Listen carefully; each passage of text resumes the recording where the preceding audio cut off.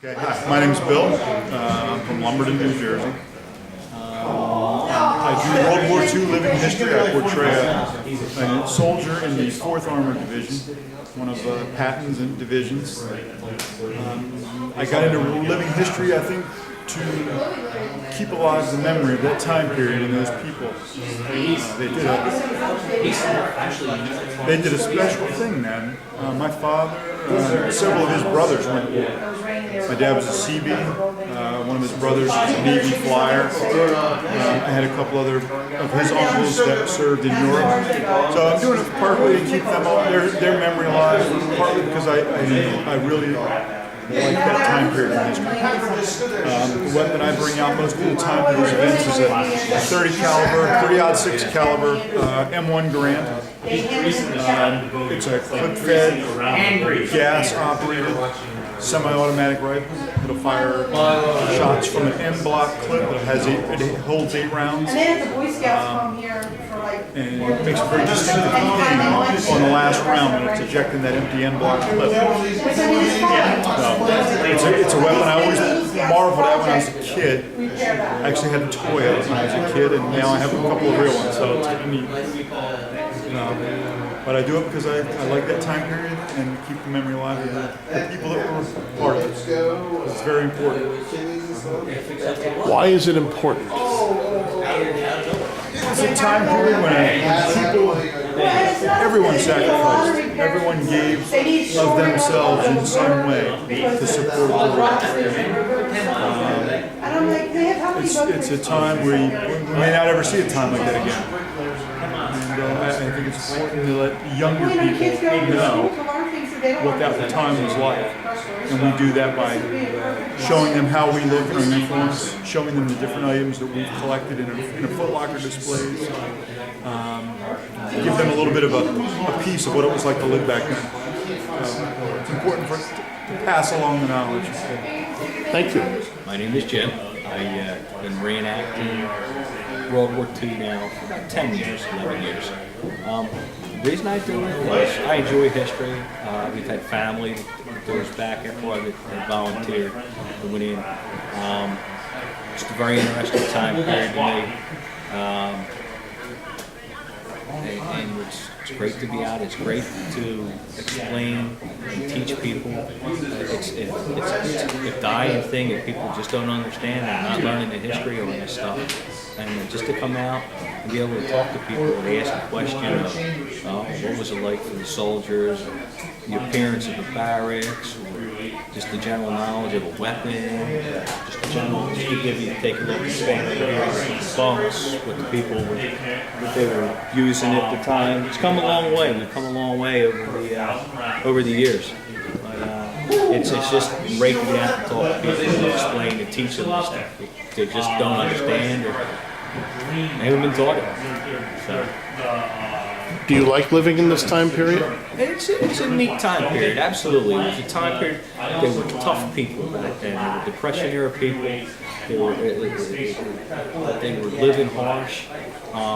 They didn't have money. My family, my grandmother had 11 children during that time, and it was tough for those guys. Right before the war, my grandfather had died, so my grandmother had to fend all 11 children. All 11 children had to step up and help the family out, just the way they were. And it was a different mindset at the time. They knew what they had to do. Absolutely. Every time I see somebody from that period, anytime I see somebody in the military, or former military, you thank them for their service. And those guys, you definitely thank them, because if it wasn't for those guys, things might be a lot different at this point right now.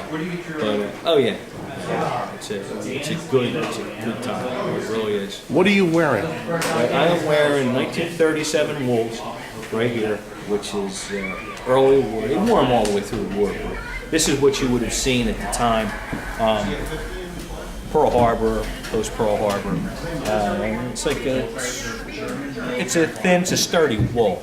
It keeps you warm, even though it's 35 degrees outside. It's still feel it, but it's enough to keep you warm. Wearing the leggings right here.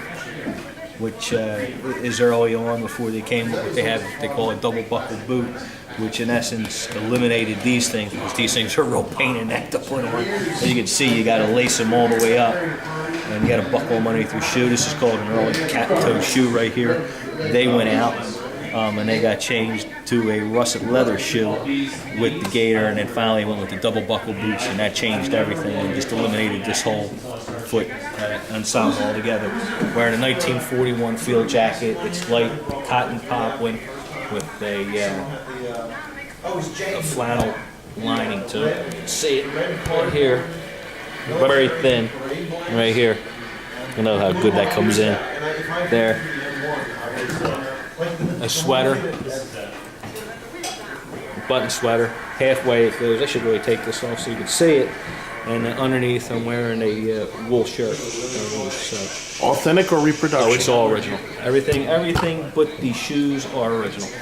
So, and you can see the sergeant stripes with the foot armor, insignia right there.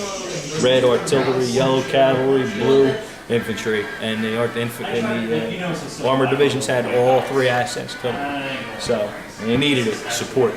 That's what it was. Excellent. All right. All right. What I have here, it is a Browning automatic rifle. It was a squad automatic rifle at the time. Support for the infantrymen or riflemen. Fired. Has a 20-round magazine, 30-06 ammunition, same as the Grand. It's got a heck of a punch, and when it fires, it fires. It's a heavy weapon, 21 pounds, fully loaded, but it can fire at a pretty good rate. Here we go. Take the safety off.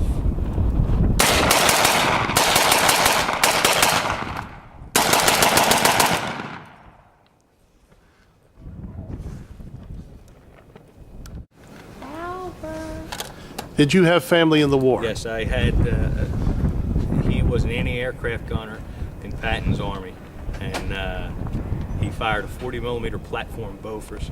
And I'll tell you what, I still have. Ralph had passed me his pictures down. He was at Evansy Prison the day they liberated it, and everything you see and you hear about what happened at the time, it's absolutely true.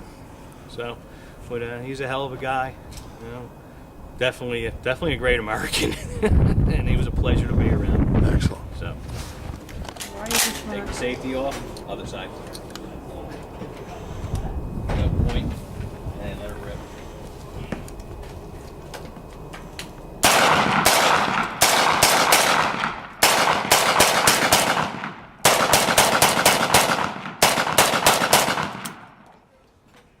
That's all 20? You don't count anymore. Pull it. Yeah, it's empty. And leave it in. That's cool. Yeah, that wakes you up. I had to learn how to do this right-handed. I said this is a They're clip-fed, gas-operated seen M1 that? Garand. It's a 30-06 caliber.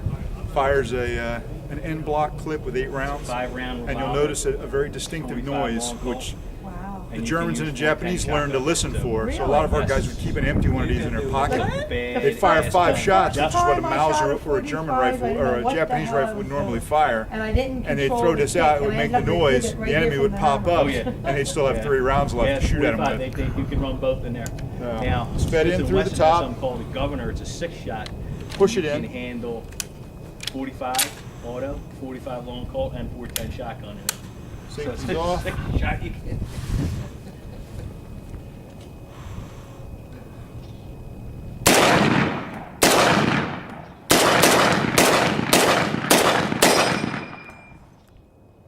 Unbelievable.